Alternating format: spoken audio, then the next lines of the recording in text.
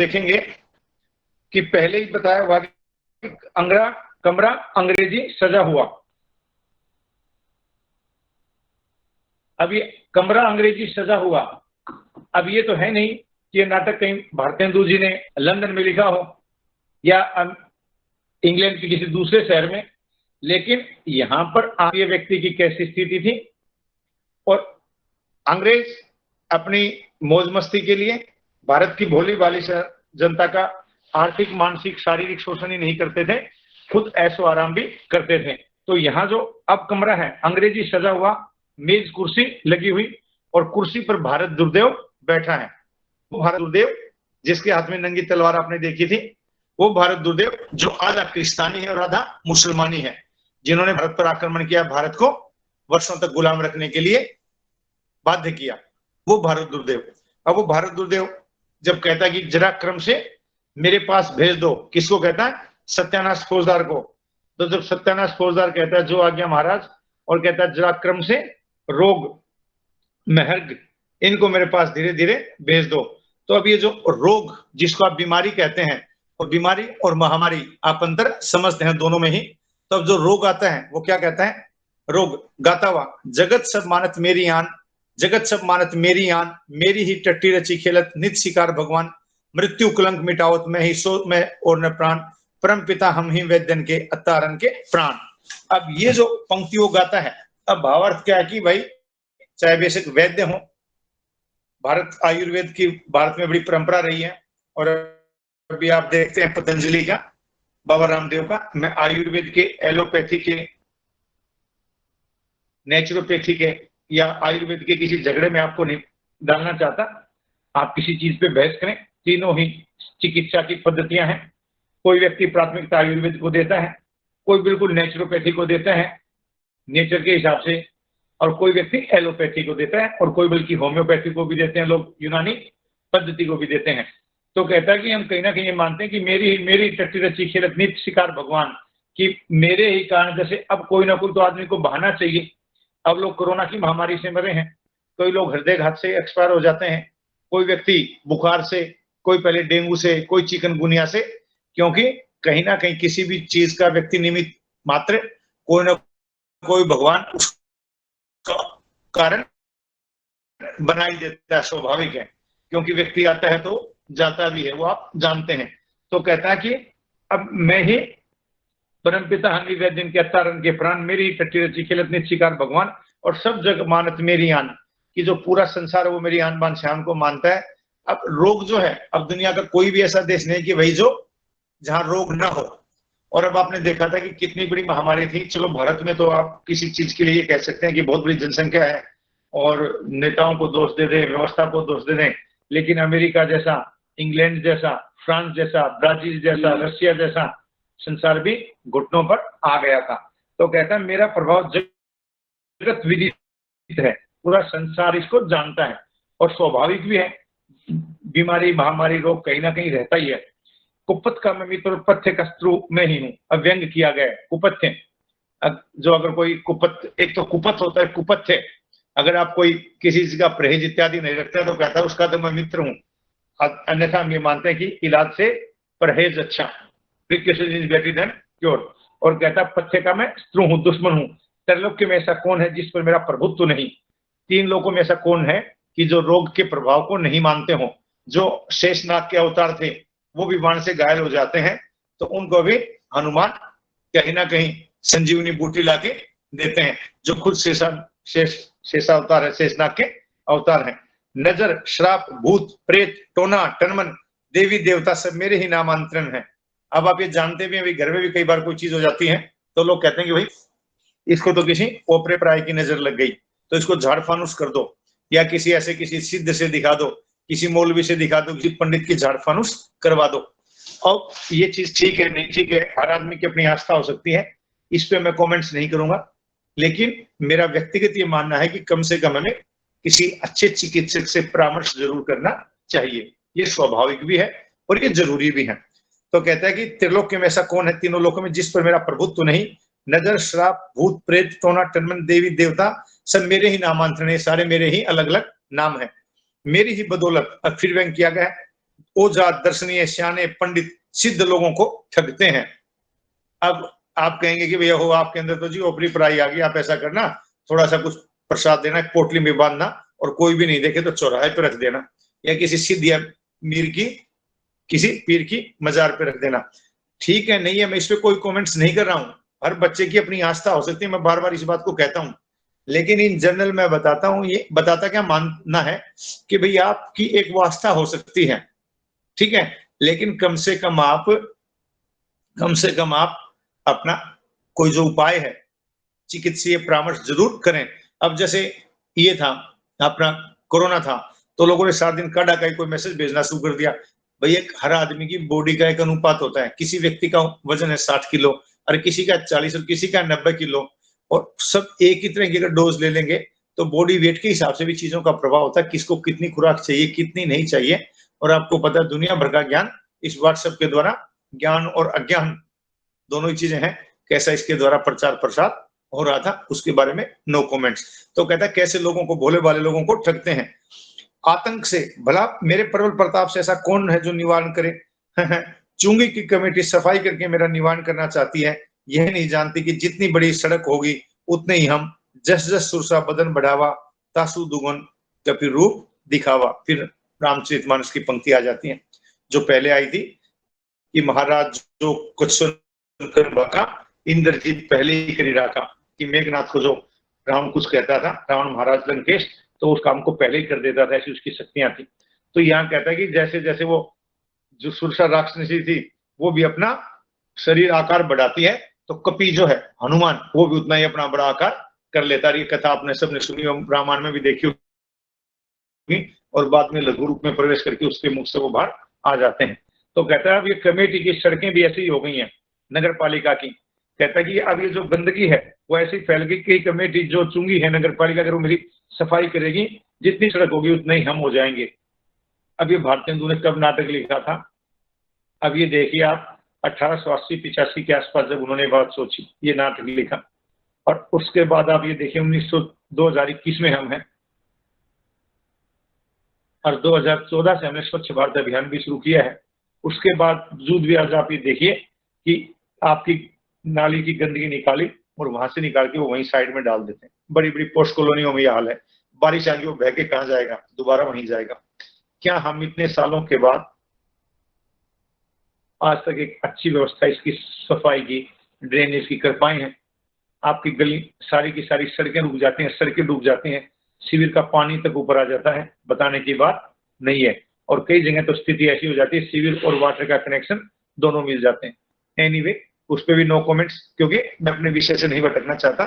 तो अब आप ये देखिए कि भाई अगर यहाँ पर इस तरह की स्वच्छता नहीं होगी, गंदगी होगी, तो इन जनरल आप अनहाइजीनिक कंडीशन में रहेंगे, वो आपके हमारे किसी के भी स्वास्थ्य के अनुकूल नहीं है, और स्वाभाविक रूप से फिर बीमारियां भी बढ़ेंगी। तो कहता है हाँ, चुंगी की कमेटी सफाई करके मेरा निवारण करना चाहती है। चुंगी की कमेटी की नगर पालिका के जो कर्मचारी हैं वो मेरा निवारण करके मुझे दूर करके सफाई अगर करना चाहेंगे या हटाना चाहेंगे, तो कहता है ये नहीं जानते कि जितनी बड़ी सड़क होगी उतना ही बड़ा मेरा भी साम्राज्य बढ़ता चला जाएगा। और फिर वो व्यंग में रामचरितमानस की जो पंक्ति, जस सुरसा बदन बढ़ावा, तासु दुगुन कपिल रूप दिखावा, हनुमान जी उससे बड़े आकार के हो जाते हैं। भारत दुर्देव को देखकर महाराज क्या आज्ञा है।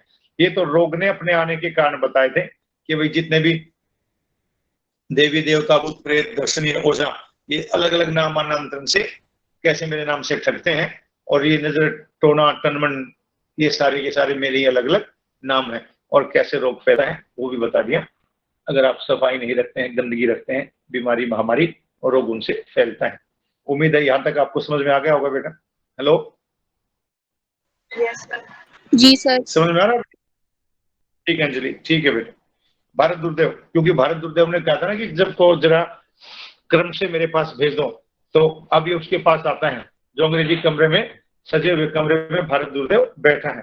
भारत दुर्देव क्या आज्ञा है महाराज, भारत को चारों ओर से घेर लो। रोग महाराज, भारत को अब मेरे प्रवेश मात्र से ही मर जाएगा। और अभी भी आप देखते हैं भाई कितनी जबरदस्त लोगों की मौतें इस महामारी में हुई हैं, और पहले भी चेगन से, अपलोक्सी से, डेंगू से, चिकनगुनिया से दुनिया भर के लोग एक्सपायर हो जाते थे, और प्लेग से तो आपको पता ही है कैसे प्लेग की महामारी आई थी जबरदस्त, आप और हम सुनते थे। लेकिन अब जो व्यक्ति लगभग 80-90 साल के भी हैं, वो कहते हैं भी हमने इतनी भयानक बीमारी नहीं देखी थी कि आदमी ऐसे घरों में बंद और बैठ गए थे, कि सांस से भी कोई चीज फैल जाए। हवा भी आपकी जहरीली हो गई थी, आपको पता है। और इसीलिए मतलब ये मान के चलो लगभग अब आपके 2 साल हो जाएंगे कि बच्चों को भी कॉलेज में आए हुए। तो अब आप ये देखिए, हम आपसे इसी माध्यम से कनेक्ट करने था, बच्चों के बारे में जानते नहीं, केवल स्क्रीन पे नाम देख के। लेकिन चलो, ये भी एक शिक्षण की पद्धति है। एनीवे, तो कहता है महाराज, भारत तो मेरे प्रवेश मात्र से मर जाएगा, घेरने का कौन काम। अब घेरने की कहता है जरूरत ही नहीं चारों तरफ से। धनवंतरी और काशीराज दिवोदास का समय नहीं है, और न ही सुश्रुत, वाग्भट और चरक ही है। ये नाम थोड़े से आपको जग लगेंगे भाई, काशीराज, धनवंतरी, सुश्रुत, वाग्भट, ये सारे के सारे बहुत बड़े आयुर्वेदाचार्य हुए हैं। और आपको पता है चरक की चरक संहिता है, धनवंतरी को हम मानते हैं धनतेरस के रूप में भी, और बाकी ये सुश्रुत वगैरह भी आयुर्वेद के बहुत बड़े गुरु हुए हैं, बड़े ज्ञानी धानी लोग हुए हैं। लेकिन अब हम इनके नाम भी शायद भारतीय पीढ़ी को नहीं पता होगा, क्योंकि आप और हम लगभग एलोपैथी के ऊपर, और ये दवाइयों का भी जो कारोबार है भाई बहुत बड़ा है, बताने की बात नहीं है। आपने देख लिया था रेमडेसिविर की जो दवाई कुछ 100 रुपए की आती है, 700-800 रुपए की, वो 2-2 लाख रुपए के अंदर ब्लैक में बिकी थी। उसके बारे में मैं कोई कमेंट्स नहीं करूंगा। बट इन जनरल आप देखते हैं कि भारत में जड़ी बूटियां रही हो रही हैं, तो भारत में आयुर्वेद की जो परंपरा है वो बड़ी प्राचीन रही है। और अभी भी आप ये देखेंगे, अगर लोगों की आस्था अगर इस देश की आयुर्वेद में नहीं होती, मैं आयुर्वेद को बढ़ावा बिल्कुल नहीं दे रहा हूँ, और न मैं ऐसे कह रहा हूँ कि एलोपैथी को आप ना अपनाइए, लेकिन अगर आयुर्वेद में लोगों की आस्था नहीं होती, तो 5000 का जो विशाल साम्राज्य बाबा रामदेव का, पतंजलि का हुआ है, और पतंजलि को छोड़ दीजिए, ये तो बाबा रामदेव है, वो किसी बात को आवेश में किसी को दूसरे रूप में कह सकते हैं। हिमालयन जो कंपनी है उसका आप देख लीजिए आयुर्वेद प्रोडक्ट्स के रूप में, उसको आप छोड़ दीजिए। झंडू का पंचारिश देख लीजिए, उसको आप छोड़ दीजिए। बैद्यनाथ का देख लीजिए, और भी दुनिया भर की कंपनी है जो आयुर्वेद का काम, डाबर देख लीजिए, डाबरी का, ठीक है ना। तो कई कई कंपनी ऐसी हैं जो उसमें काम करती हैं। तो ये कहता है कि अब धनवंतरी, काशीराज, दिवोदास का समय नहीं है, और न ही सुश्रुत, वाग्भट, चरक ही है। वैद्य की अब केवल जीविका हेतु बची है। वैद्य की जो वैद्य होते हैं, जो वैद्य, अन्यथा भाई मैंने ऐसे कुशल वैद्य देखे हैं और सुने हैं और देखे भी हैं, मतलब कि जो आपकी नाड़ी बता के, जिसको आप नब्ज कहते हैं, नाड़ी बता के, आपकी जीभ बता के, आपकी आंखों को नीचे से देखें, आपके शरीर का पूरा रोग और दोष बता देते हैं। और ये स्वाभाविक भी है, साइंटिफिक भी है, जिसमें वात, वायु, कफ, ये जो दोष होते हैं, इसी से आपकी सारी चीजें फिर बाद में धीरे धीरे कोरिलेट करती हैं। एनीवे, तो कहते हैं, तो कह रहा जी अब वैद्य की ऐसी नहीं बची, अब तो केवल ये जो वैद्य की है, ये केवल और केवल इस चीज के लिए बची है कि केवल और केवल बस उदर पूर्ति के लिए, नाम के लिए, जीविका के लिए बची है। लेकिन हाँ, ये जरूर है, आयुर्वेद आपका थोड़ा देर से असर करता है। ये नहीं कि आपने एक गोली ले ली ठीक हो गए, लेकिन आपको लंबे समय तक ट्रीटमेंट लेना पड़ता है, और उसके बाद आपका समूल नाश उस बीमारी का वो कर देता है। लेकिन कई बार व्यक्ति के पास पेशेंस नहीं होता, धैर्य नहीं होता, और कई बार इतना लंबा समय भी आदमी इंतजार करना नहीं चाहता। और दूसरा, हाँ, एक विशेष बात, उसमें कष्ट, बहुत कष्ट, मतलब शारीरिक कष्ट नहीं, उसमें आपको परहेज बहुत रखना पड़ता है कि आप खट्टा ना खाएं, मीठा ना खाएं, ये खाएं, ये की इतनी देर के बाद ये करें। और आपने नेचुरोपैथी आपकी, सॉरी, आपकी एलोपैथी मना नहीं करेगी। अगर आपने दही खाया 2 घंटे के बाद अगर आपने दूध पी लिया तो कहने ठीक है, कोई दिक्कत नहीं है। रात को दही खा लिया, दिन में खा लिया, कोई दिक्कत नहीं। आयुर्वेद में थोड़ा चीजों का, कई चीजों का निषेध वर्णन है, जिनको आप नहीं कर सकते, नहीं करना चाहिए। एनीवे, अलग अलग चिकित्सा पद्धति है, जो जिसके शरीर में ठीक लगे आदमी को उसी को अपनाना चाहिए। और सबसे बड़ी तो बात यह है कि भगवान ऐसा क्यों करे कि किसी को दवाइयों की जरूरत पड़े।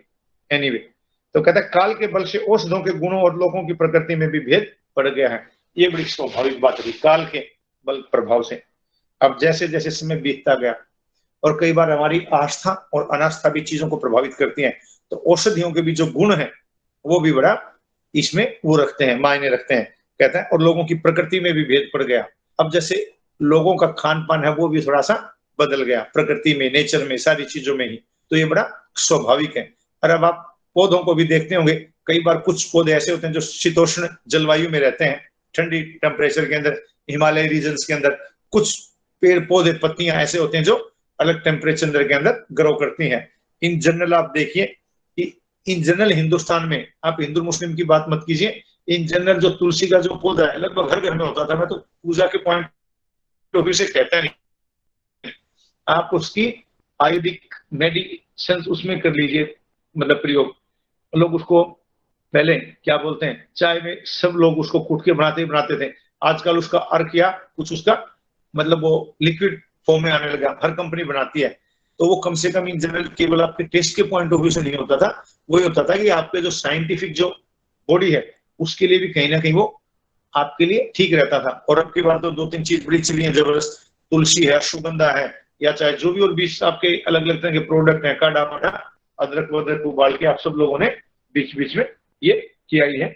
और बाद में प्राणायाम और ये सारी ये अलग अलग आसन, ये योग को, बल्कि अब ये स्थिति थी कि आपके जो एलोपैथिक डॉक्टर थे और विश्व के हर देश के डॉक्टर, वो भी आपको कहते थे सांस लंबा छोटा, जिसको आप प्राणायाम कहते हैं, अनुलोम विलोम कहते हैं, क्योंकि उनको ये पता था क्योंकि जो लंग्स हैं, फेफड़े, वो तो आयुर्वेदिक दृष्टि से भी महत्वपूर्ण है, नेचुरोपैथी से भी और यूनानी पद्धति से भी और एलोपैथी से भी। बेसिकली तो सिस्टम तो अंदर ह्यूमन बॉडी का सेम है, चाहे कोई इंडियन हो, अमेरिकन हो, चाहे कहीं का भी हो। तो कहते थे नहीं जी आप दवाइयां लेते नहीं, लेकिन साथ साथ थोड़ा सा 5-10 मिनट, जिसको आप ब्रीदिंग की एक्सरसाइज बोल सकते हैं, प्राणायाम या अनुलोम विलोम कह सकते हैं इन जनरल। मैं फिर विषय पे आ जाता हूं। तो इसका मतलब क्या है, ये योग है, आयुर्वेद है, ये हमारे विचार में रहा है, दर्शन में रहा है। इसके ऊपर किसी एक पार्टी को, किसी को पेटेंट करने की, कब्जा करने की जरूरत नहीं है, न किसी एक व्यक्ति विशेष को, बाबा को। ठीक है, उन लोगों ने भी अपना काम शुरू कर दिया तो फलता फूलता चला गया। लेकिन इन जनरल लोगों के ये दर्शन में है, लोगों की प्रकृति में भेद पड़ गया। अब बस अब हमें कौन जीतेगा, और फिर हम ऐसी सेना भेजेंगे जिनका भारतवासियों ने कभी नाम सुना ही नहीं होगा, तब भला वे उसका प्रतिकार क्या करेंगे। जब हम ऐसी सेना भेज देंगे तो हम ऐसा कर देंगे कि भाई तब ऐसी स्थिति नहीं होगी कि भारतीय उनके नाम ही सुने उन बीमारियों के। अब क्या भेजेंगे नहीं भेजेंगे वो आप देखना, जिनका भारतवासियों ने कभी नाम ही तो सुना ही ना होगा, तब वे भला उसका क्या प्रतिकार करेंगे। हम भेजेंगे विस्फोटक हैजा। हैजा आप जानते हो भाई, डेंगू, अप्लोक्सी। अब ये डेंगू आजकल भी आपको पता है, अब धीरे धीरे विज्ञापन आने लग जाएंगे कि कूलर में पानी ना इकट्ठा होने दें, पुराने बर्तनों में ना इकट्ठा होने दें, टायर में ना होने दें, और अगर उसमें आप उसकी बूंद डाल दें ऑयल वगैरह की, आप जानते हैं सारी बातें, साफ सफाई रखें, नहीं तो उससे, और डेंगू आपको पता ही है एकदम से आपके जो प्लेटलेट्स हैं वो डाउन हो जाते हैं व्यक्ति, तो और बहुत जबरदस्त फैल जाता है, आपको पता ही है। फिर हैजा था, डेंगू था, चिकनगुनिया था, प्लोक्सी थी, चेचक थे, ये सारी जो बीमारियां जिनके आपने हमें नाम ही पहले कभी नहीं सुने थे। हमने तो बचपन में मतलब 12-13 साल तक, 15 साल तक, बल्कि 20 साल तक डेंगू का नाम ही नहीं सुना था। लेकिन भारतीय हिंदू तब लिख जाते हैं, आप देखिए उस समय। भला इनको हिंदू लोग क्या रोकेंगे, ये किधर से चढ़ाई करता है। हिंदू का मतलब यहाँ पर मैंने आपको बार बार बताया, इसको आप हिंदू का मतलब धर्म के रूप में मत लेना, हिंदुस्तान की जनता के रूप में। भला इनको हिंदू लोग क्या रोकेंगे, ये किधर से चढ़ाई करते हैं और कैसे लड़ते हैं, जानते तो है ही नहीं। फिर हुई छुट्टी, और जब जानेंगे नहीं तो इनका उपाय क्या होगा। अभी भी आप ये देखिए कि कितने जबरदस्त, इतने आधुनिक चीजें होने के बाद भी आपके 1 साल के आसपास लग गया, और बहुत कम समय में, पूरे विश्व में बहुत कम समय में कोरोना की दवाई को इजाद किया है।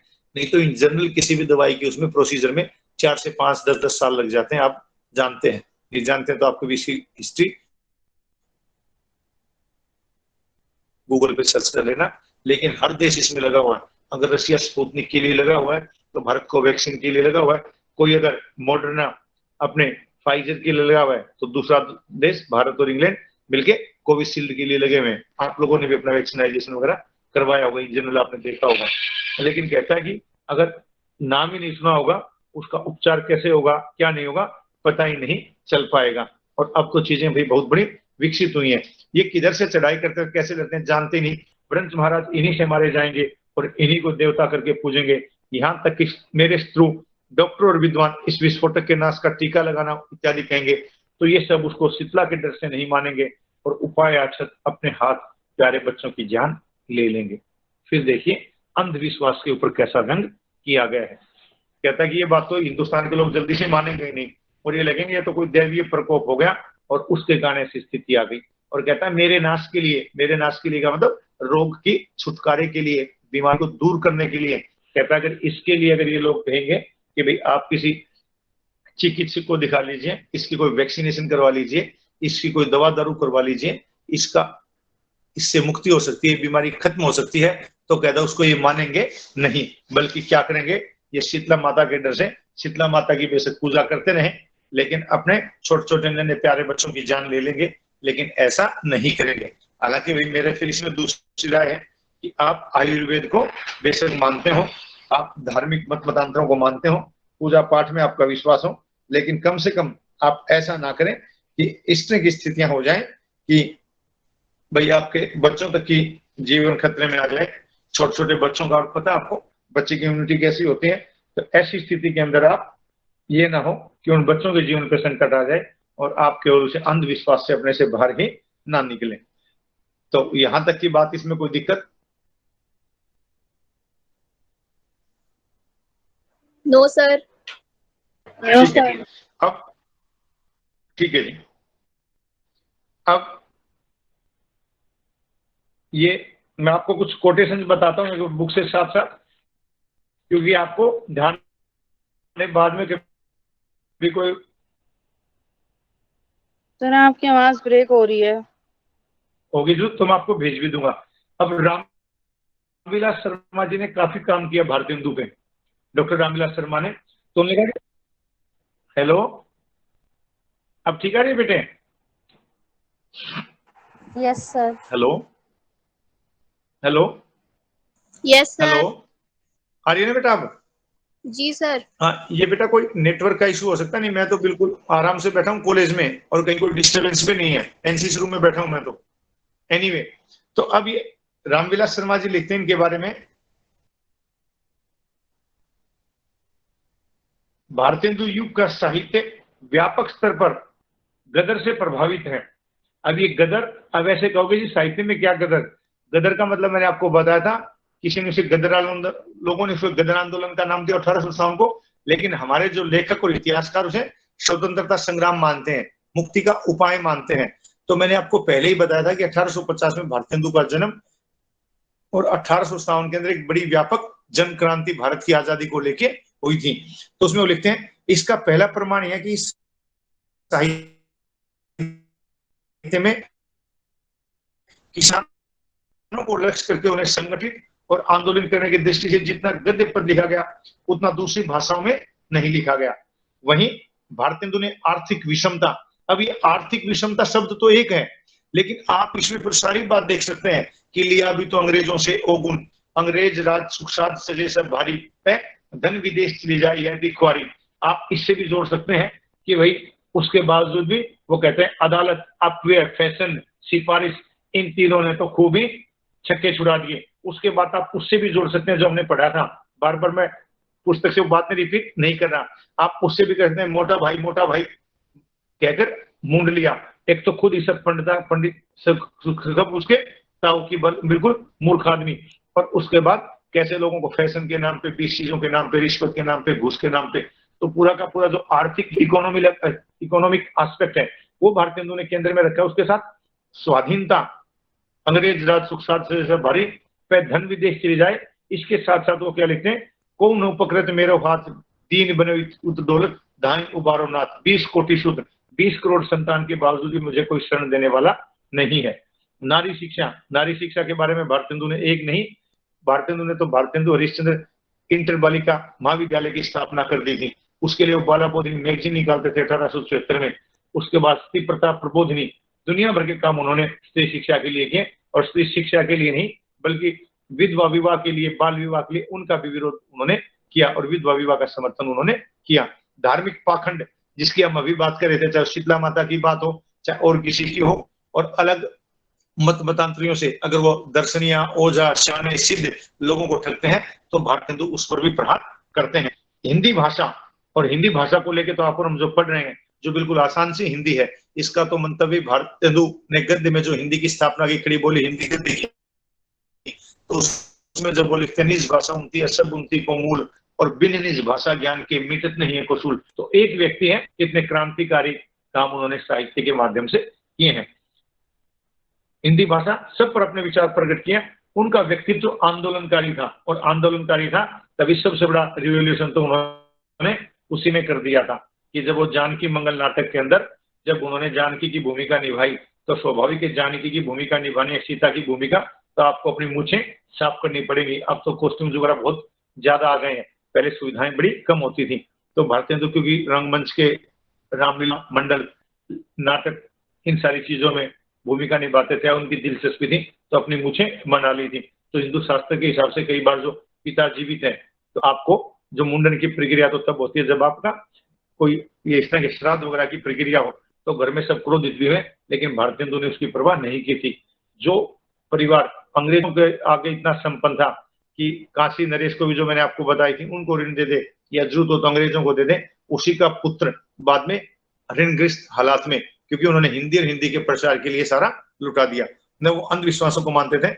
भारतीय हिंदू एक व्यक्ति नहीं संस्था थे, इसीलिए वे नई चेतना के प्रतिनिधि या प्रतीक साहित्यकार बन गए। इसीलिए जो नाटक भी लिखा है ये प्रतीक नाटक के रूप में भारतीय हिंदू का देखिए आप उस रूप में है, किस रूप में, चाहे आप रोग को देखिए, आप इसके बाद महंगाई आएगी, या इससे पहले आपकी निरुद्धमता थी, संतोष था, या चाहे वे सबका सत्यानाश फौजदार था, या जब फसल की बात थी शस्य नामक फौजदार भारत का जिंदा है या नहीं, तो कहता जी उसका तो अतिवृष्टि और अनावृष्टि ने सारा सत्यानाश कर दिया। अतिवृष्टि का मतलब बहुत ज्यादा बारिश, excess of everything is bad, कि आपको चाहिए किसी फसल के लिए 1 लीटर पानी और आपने डाल दिया 10 लीटर पानी, तो फसल तो आपकी वैसे ही गल जाएगी। अनावृष्टि, अगर आपको चाहिए पानी और आपको चाहिए पानी 1 हफ्ते के बाद और पता लगे कि 3 महीने तक बारिश नहीं हुई, सूख जाएगी, समाप्त हो जाएगी एनीवे। और उसके बाद लाही टिड्डे, ये जो उसके कीड़े होते हैं फसल के, वो अलग। अब ये देखिए कितना वो भारतीय हिंदू पूरा का पूरा एकदम भारत का जो वर्णन है आपके सामने सजीव हो उठता है। आचार्य शुक्ल भी कहते, वो कहते हैं इसलिए नई चेतना के प्रतिनिधि या प्रतीक साहित्यकार बन गए। भारतीय हिंदू के लिए आचार्य रामचंद्र शुक्ल लिखते हैं कि उन्होंने हिंदी साहित्य को एक नए मार्ग पर खड़ा किया, वे साहित्य के नए युग के प्रवर्तक हुए। जब आप और हम बात करते हैं आधुनिक काल में भारतीय हिंदू युग, द्विवेदी युग, छायावाद, प्रगतिवादी, आपने पढ़ा होगा सारा, तो और हम इसलिए कहते हैं आधुनिक काल के प्रवर्तक कौन है, आधुनिक युग के, तो आप और हम भारतीय हिंदू से उस बात को शुरू करते हैं। वे साहित्य के एक नए युग के प्रवर्तक हुए। यद्यपि देश में नए नए विचारों और भावनाओं का संचार हो गया था, पर हिंदी उनमें उनसे दूर थी, लोगों की अभिरुचि बदल चली थी, पर हमारे साहित्य पर उसका कोई प्रभाव नहीं दिखाई पड़ता था। और इसीलिए भारतीय हिंदू ने रीतिकाल की पंकिल विलासता से चीजों को निकाल के जन जागरण से जोड़ा, जन जन से जोड़ा, जन मन की भाषा हिंदी के रूप में उन्होंने, साधारण हिंदी के रूप में, ऐसे नहीं है कि वो बहुत खड़ी बोली में भी लिख सकते थे, ब्रिज के भी कठिन पदों को लिख सकते थे, लेकिन अगर आप किसी को जोड़ना चाहते हैं तो आपको ऐसी बातें या इस तरह का साहित्य लिखना पड़ेगा जो सर्वजन ग्राह्य हो, जिसको सब लोग ग्रहण कर सकें। जैसे जयशंकर प्रसाद की भाषा, उनकी भाषा संस्कृत निष्ठ हिंदी है, थोड़ी सी लोगों को कलिष्ठ लगेगी, लेकिन वो क्या करें कि उन्होंने तो नाटक उसी काल के लिखे हैं, चाहे वो स्कंदगुप्त हो, चंद्रगुप्त हो, चाहे बेशक आपका वो ध्रुव स्वामी हो, ध्रुव स्वामी भी आपके पाठ्यक्रम में है। तो कहता है हमारे साहित्य पर उसका कोई प्रभाव नहीं दिखाई पड़ता था। और द्विवेदी जी कहते हैं भारतीय हिंदू का पूर्ववर्ती काव्य साहित्य संतों की कुटिया से निकलकर राजा और रईसों के दरबार में पहुंच गया था। पूर्ववर्ती काव्य संतों और साहित्य भक्ति काल और राजाओं और रईसों के दरबार में पहुंच गया था। एक पंक्ति से आप पकड़ लेंगे और वो समझ आपकी, मुझे उम्मीद है कि धीरे धीरे आपकी विकसित हो चुकी होगी कि आप भक्ति काल से रीतिकाल और रीतिकाल से आप और हम आधुनिक काल में आते हैं। तो कहते हैं भारतीय हिंदू का पूर्ववर्ती काव्य साहित्य संतों की कुटिया से निकलकर राजाओं और रईसों के दरबार में पहुंच गया था। उन्होंने एक तरफ तो काव्य को फिर से भक्ति की पवित्र मंदाकिनी में स्नान कराया और दूसरी तरफ उसे दरबारीपन से निकालकर लोक जीवन के सामने खड़ा कर दिया। और आप एक बात मान के चलें भाई, अगर आपके केंद्र में लोक है, पब्लिक है, तो स्वाभाविक है आपका साहित्य भी युगांतकारी प्रभाव डालेगा, इसमें कोई संदेह दूर दूर तक नहीं है। मुंशी प्रेमचंद इसलिए मुंशी प्रेमचंद बने, इसलिए हृदय उपन्यास सम्राट बने कि गोदान में भारतीय जीवन की आत्मा है। निर्मला के अंदर बिल्कुल अनमेल विवाह का वास्तविक चित्र प्रस्तुत है पूरा का पूरा। ये आप गबन देखेंगे, चाहे आपको कर्म भूमि देखेंगे, कर्म भूमि आपने पढ़ाई है, तो आपको बिल्कुल पूरा का पूरा स्केच भारतीय जनजीवन का उसमें दिखाई दे जाएगा।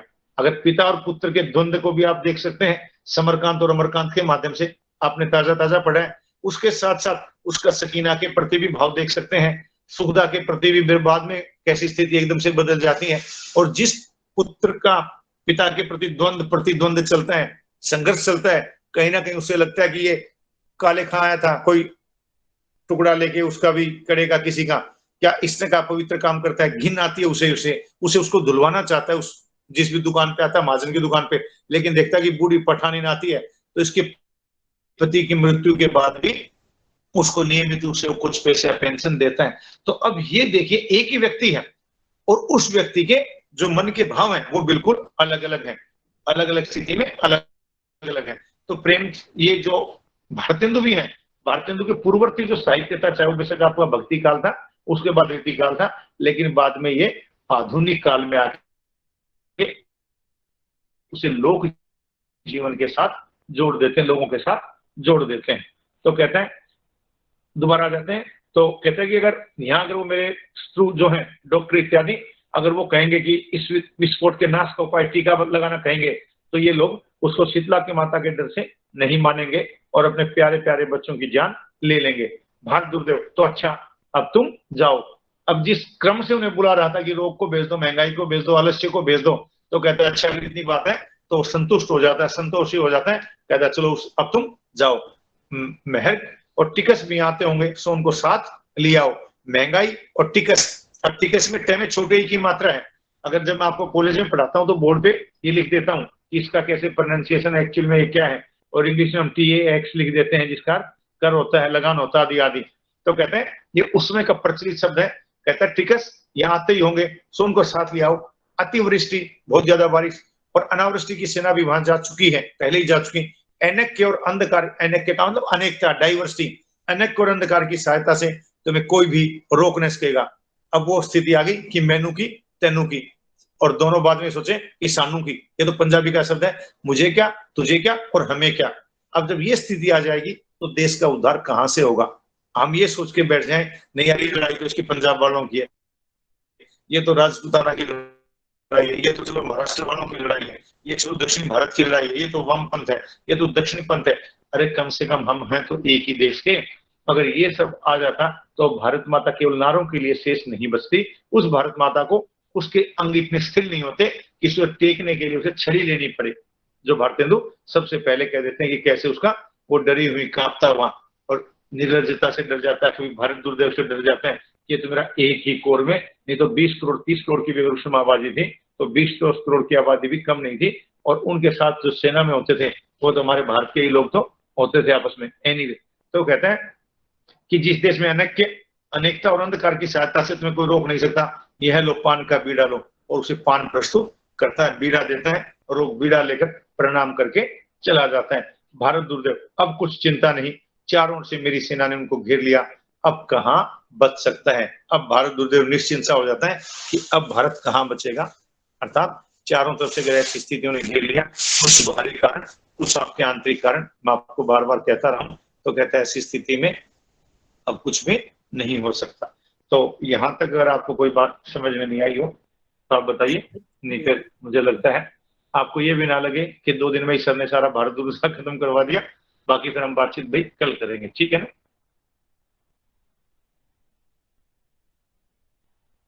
हेलो जी सर। आ रही है बेटा? Yes sir. हाँ बेटा, ठीक है बेटा, आ गया समझ में? जी सर। चलो ठीक है बेटे, ठीक है भैया, तो अटेंडेंस ठीक है बेटा, ठीक है बेटा, गॉड ब्लेस। ठीक है जी, ठीक है जमुना, ओके मानसू, ठीक है बेटा।